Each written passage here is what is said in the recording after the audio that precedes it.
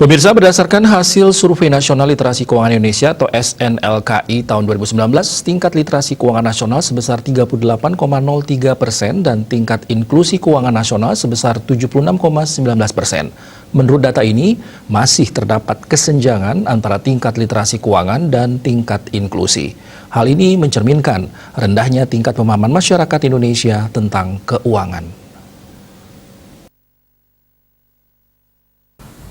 Kepala OJK Regional 8 Bali dan Nusa Tenggara, Giri Tribroto menyampaikan, di Provinsi Bali tingkat literasi keuangan mencapai 38,06% dengan tingkat inklusi 92,91%.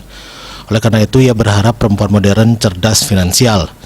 Organisasi perempuan seperti IWAPI Pusat maupun IWAPI Bali diharapkan dapat memperoleh informasi yang benar tentang OJK, investasi, dan perencanaan keuangan. Pemahaman yang didapat kemudian disebarluaskan kepada masyarakat untuk meningkatkan literasi dan inklusi keuangan. Ketua IWAPI Provinsi Bali, AAA Ngurah Tini Rusmini Gorda juga berharap pemahaman kaum perempuan termasuk ibu rumah tangga tentang pentingnya perencanaan keuangan bisa meningkat. Swardika Bisnis Bali melaporkan.